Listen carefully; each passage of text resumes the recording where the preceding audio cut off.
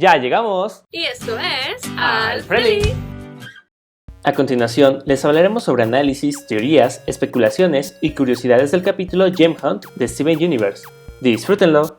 En el fondo se puede ver una versión gigante de la Roca de los Lamentos que apareció en el capítulo El cuarto de Rose y el mensaje. No se sabe si esta versión gigante de la Roca de los Lamentos tiene un botón en la parte superior al igual que la pequeña versión, pues está tapado por nieve. Parece ser que existen dos versiones de las Rocas de los Lamentos, unas pequeñas y portátiles y otras gigantes y estáticas. Seguramente estas últimas fueron colocadas en bases gemas con la finalidad de comunicarse con todas las gemas que se encontraban en aquel lugar.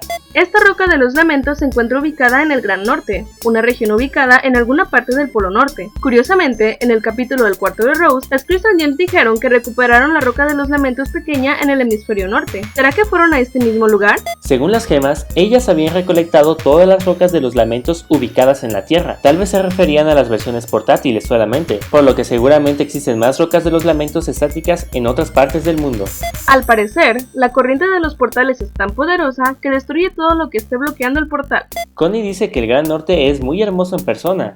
Conociendo qué tan preparada venía, seguramente ya había visto fotos sobre este lugar antes de hacer su viaje. Los padres de Connie saben y le dieron permiso de acompañar a Perla y Steven a la misión en el Gran Norte. Esto indica que hay más confianza entre Connie y sus padres, algo que se vio en Hospital Pesadilla. Perla sigue entrenando a Connie a ser una espadachín, como empezó en Juramento a la Espada y se confirmó más adelante en el capítulo El cumpleaños de Steven. Cuando Connie hace un resumen de la misión, dice que Garnet sintió la actividad de una gema corrupta en los bosques. Tenemos dos explicaciones para esto. 1. Garnet fue capaz de localizar estas gemas corruptas gracias a su poder de visión futura. 2. Garnet fue capaz de sentir la presencia de las gemas corruptas. Recordemos que en el capítulo Alone at Sea, Jasper inexplicablemente encontró al lapislázuli. ¿Será que Garnet sintió la presencia de una gema corrupta al igual que Jasper sintió la presencia de lápiz? De ser esto cierto, podría explicar cómo es que Jasper encontró las gemas corruptas en el Polo Norte, ya que Jasper también sintió su presencia al igual que Garnet. Pero esto trae muchas preguntas. ¿Una gema puede sentir la presencia de cualquier otra gema en todo el mundo?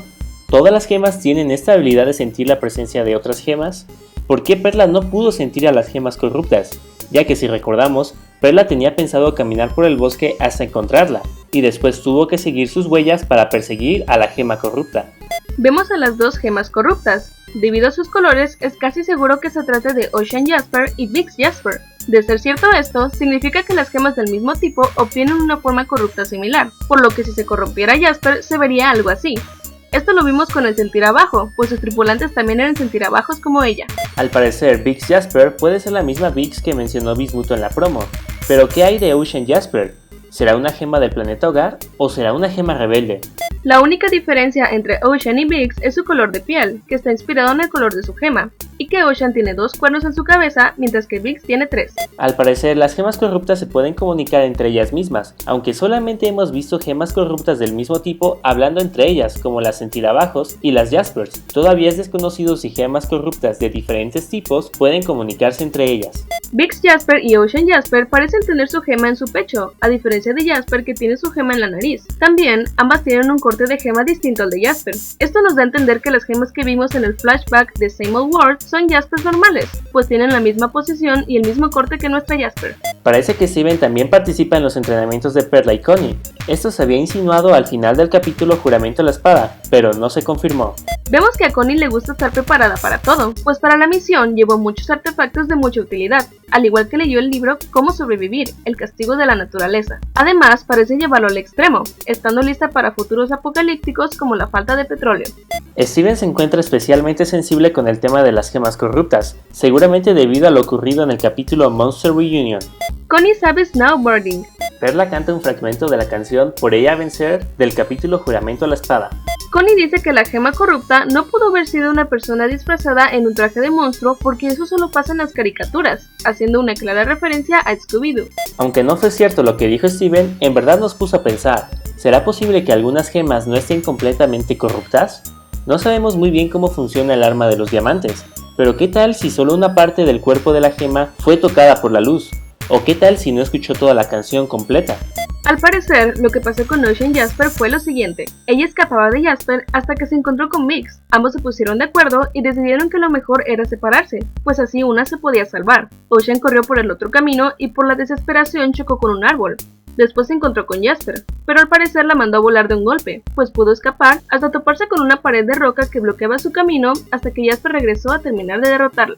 Steven dice que la gema corrupta está escapando de sí misma, lo que podría ser cierto de alguna forma, pues es una Jasper huyendo de otra Jasper. Al parecer, Jasper usó su Spin Dash para derribar a Ocean Jasper, pues vemos que cae con un resplandor amarillo, muy similar al que se puede ver cuando pelea contra Garnet en Escape de la prisión. Además de debilitar tanto su cuerpo y usar el desestabilizador de gemas, parece que hay otra manera de quitarle la forma física a una gema.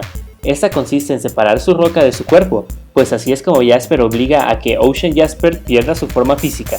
Jasper derrotó con facilidad a las Jaspers corruptas. Esto puede significar dos cosas. 1. Las gemas corruptas son más débiles que cuando están normales, aunque esto no parece ser cierto con los centirabajos. 2. Ocean Jasper y Big Jasper son más débiles que las Jasper normales. La gran pregunta que surge de este capítulo es, ¿por qué Jasper anda cazando gemas corruptas? 1. Jasper quiere formar un ejército de gemas corruptas para pelear contra las Crystal Gems, por lo que entrenará y domesticará a las dos Jaspers que capturó para que obedezcan sus órdenes. 2.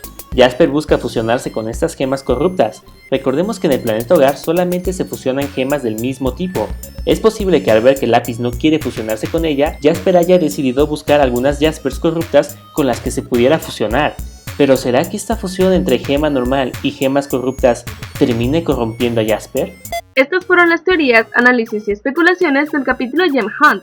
Si les gustó el video, les agradeceríamos que se suscribieran a nuestro canal. Y tenemos una pregunta para ustedes. ¿Por qué creen que Jasper esté cazando gemas corruptas? ¿Para formar un ejército? ¿Para fusionarse con ellas? En los comentarios déjanos tu respuesta a esta pregunta. Recuerda darle like y compartirlo. Nos vemos en el siguiente video.